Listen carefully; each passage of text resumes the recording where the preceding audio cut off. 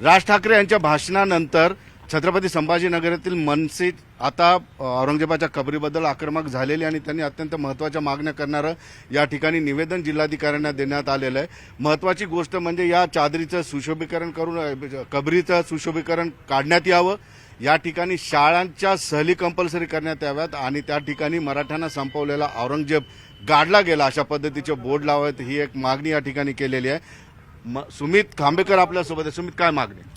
5 मागण्या आम्ही आज कलेक्टरांकडे केल्या। माननीय राजसाहेबांनी गुढीपाडव्याच्या सभेमध्ये हे सर्व मुद्दे मांडलेले होते, त्या पद्धतीने आज आम्ही कलेक्टरांकडे आलो।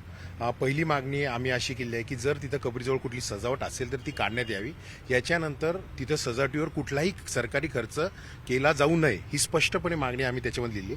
नंतर आम्ही सांगितल्याप्रमाणे की शाळातील शैक्षणिक शाळातील मुलांच्या सहली इथे आयोजित कराव्या। ज्याला गाडलं गेलेलं आहे तो इतिहास मुलांना आणि जगाला समोर येणं गरजेचं आहे, त्याच्यामुळे तिथं बोर्ड देखील लावण्यात यावा ही मागणी केली। आणि सर्वात महत्त्वाची मागणी आम्ही तिथं सीसीटीव्ही कॅमेऱ्याची केली आहे। जर त्या कबरीजवळ कोणी फूल चादर हार चढवण्यासाठी गेला तर त्याच्यावर देशद्रोहाचा गुन्हा दाखल करण्यात यावा। आमच्या भावना इतक्या स्वस्त नाही, कोणी येऊन त्याला हात घालावा, त्याला देखील कबरीवर चढवलं जाईल।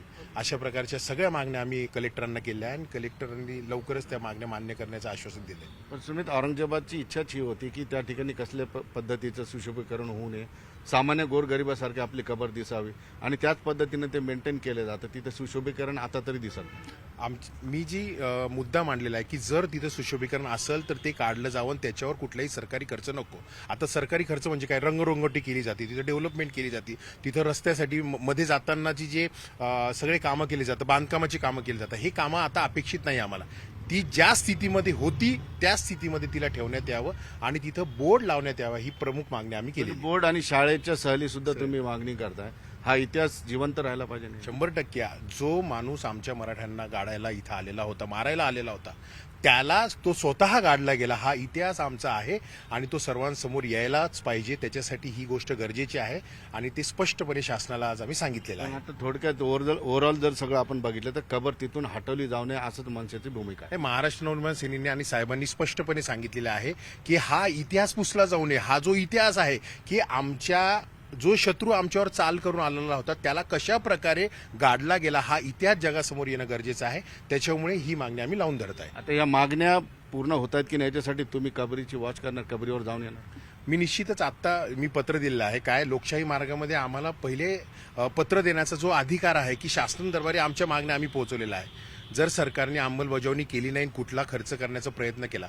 तर निश्चितच महाराष्ट्र सैनिक आणि इथला तमाम मराठी माणूस त्या कबरीवर जाऊन त्यांना जे गोष्टी करायच्या असतील तर त्या आम्ही उखडून फेकून देऊ। पण आता जो कबर तोडा म्हणतायत त्यांना हा इतिहास मिटवायचा आहे, आता त्यांच्या विरोधात मनसे त्या ठिकाणी कबराच्या संरक्षणासाठी उतरेल। मुळामध्ये त्यांनी विधानसभेमध्ये जे काय अधिवेशनाच्या काळामध्ये त्यांना करायचं होतं ते त्यांनी केलेलं आहे। राजसाहेबांनी स्पष्टपणे सांगितलेलं आहे की ज्याला आम्ही इथे गाडलं, जो आम्हाला गाडायला आला होता तो स्वतःच गाडला गेला आणि पुरून उरून या शब्दाचा अर्थ जो आहे तो साहेबांनी स्पष्टपणे सांगितला। त्याच्यामुळे मला असं वाटतं की लोकांना कळायला पाहिजे की आमचा जो शत्रू आहे तो चाल करून आल्यानंतर तो इथंच गाडला जातो, त्याला आम्ही पुरवतो आणि आम्ही स्वतः इथं उरतो, या शब्दाचा अर्थ स्पष्ट झाला आहे। निश्चितपणे आपण बघितलं या ठिकाणी मनसेची भूमिका आता स्पष्ट झालेली आहे की ही कबर आता त्या ठिकाणी राहिली पाहिजे, कारण छत्रपती शिवाजी महाराज, संभाजी महाराज यांचा इतिहास लोकांना कळायला पाहिजे। आता या कबरीला उखडून टाकण्याची जी मागणी करतात त्याच्या विरोधात मनसे आता कबरीसाठी उभे राहते का पुढच्या काळात हे पाहावं लागेल।